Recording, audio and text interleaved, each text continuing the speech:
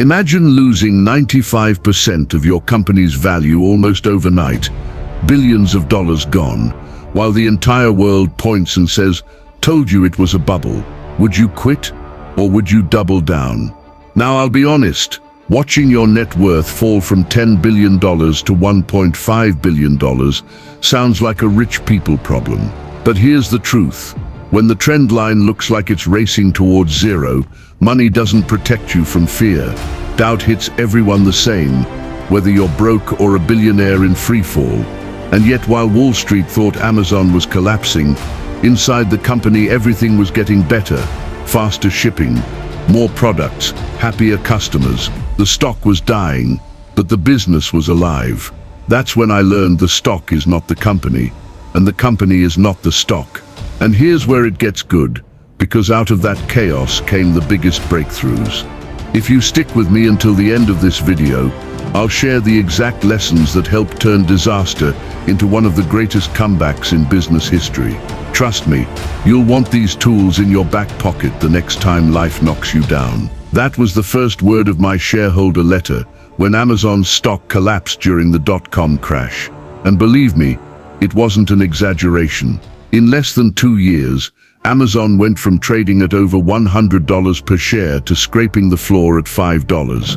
Imagine watching 95% of your company's value disappear while the world is standing on the sidelines saying, "See, told you it was a bubble." At one point, my net worth fell from over $10 billion to $1.5 billion. That's a strange sentence, because $1.5 billion is still a lot of money. But when the trend line looks like it's racing towards zero, it doesn't feel so comfortable. If you think money is a shield against doubt, let me tell you, it isn't. Here's the real kicker though. While Wall Street thought Amazon was dying, inside the company, everything was getting better. Faster delivery times, more product selection, happier customers. It was like watching your reflection in a broken mirror. The stock was ugly, but the business, it was healthy, growing, alive. That's when I learned one of the most important lessons of my career. The stock is not the company, and the company is not the stock. Hey, if you're into real down-to-earth money talks and mindset shifts that actually teach you something, go ahead and hit the like button, subscribe to the channel, and turn on the notification bell. Point 1. The mindset shift. Most people, when they hit a wall, they turn around. But what if the wall isn't the problem? What if the wall is part of the path? Every business faces setbacks. Every life faces setbacks. You get knocked down.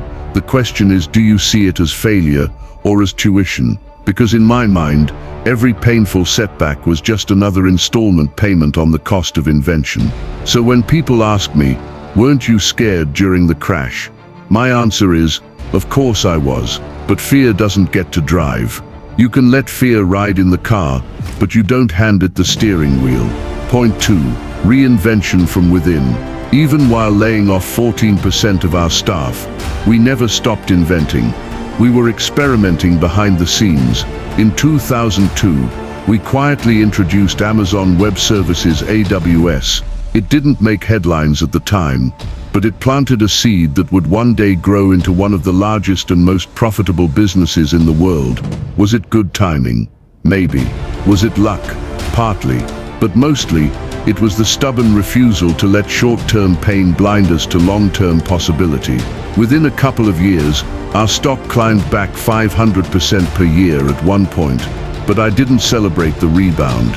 Why? Because the real win wasn't the stock price.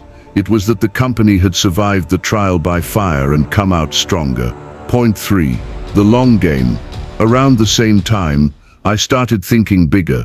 Amazon was flourishing again, but I didn't just want to be the guy who sold books and gadgets online. I wanted to help humanity expand its frontiers.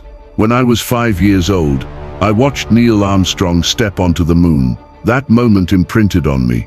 Space has always been my North Star. In 2000, I founded Blue Origin, though it was a quiet side project at first. By 2006, we had a ranch in Texas where we started testing rockets. People often ask, why space? Don't we have enough problems here on Earth? And my answer is, because of Earth. If we want our generation to thrive, We need more resources, more energy, more options. The vision is millions of people living and working in space. Reusable rockets are the heavy lifting to get us there. Point 4. Unconventional bets. I've always been attracted to businesses that look unconventional, maybe even crazy at first. An online bookstore before people trusted the internet. Rockets when people thought only governments could launch them. And in 2013, a failing newspaper. Yes, the Washington Post. I paid $250 million for it, without negotiating, without even doing due diligence. Why? Because I believed the Post had a future if it could reinvent itself as a digital-first media company. The Post already had brilliant journalists. What it lacked was digital DNA, so I merged their strengths with my internet experience. 3 years later, the Post was profitable again. That wasn't just a business win, it was proof that reinvention works when you focus on fundamentals, not nostalgia. Then came 2015. Amazon reported earnings that blew away expectations. Overnight, the stock surged 18%. My net worth jumped $7 billion in a single hour. People asked me how it felt. Honestly, it felt surreal, but also it reinforced a lesson. Wealth isn't the point. Building is the point. Instead of buying yachts or islands, we hired 130,000 more people. Amazon kept growing. I wasn't chasing money. I was chasing impact. Point 5. The richest man on earth. By 2018, I became the richest person in the world with a net worth of $112 billion. People ask me all the time, how does it feel to be the richest man alive? My honest answer, it feels fine, but it never defined me. Being the richest man is not a life goal. It's not even that interesting. Titles come and go. Elon Musk overtook me in 2021, and I didn't lose sleep over it. The real question isn't how much money do you have. The real question is, what are you building? What legacy are you leaving behind? Finally, from working at McDonald's as a teenager, to starting Amazon in a garage, to enduring the dot-com crash, to reinventing industries from retail to media to space exploration, the through line has never been money. It's been perseverance. Life is bumpy, business is messy. You will lose, you will fall. Your stock might drop 95%. Your hair might drop 100%. But if you stay focused on your mission, on the customer, on invention, on possibility, you can survive the pain and come out stronger. So ask yourself, when the world says ouch to your failures, what will you say back? Will you walk away, or will you take another step forward? Because at the end of the day, success is simple. Never give up when everyone else does. If this video brought you value or stirred something in you, give it a like, subscribe and share it with someone who needs to hear this. Videos like this take weeks of research, writing and care to create. Don't just watch and go away. Drop your thoughts in the comments section. I'd love to hear what stuck with you the most.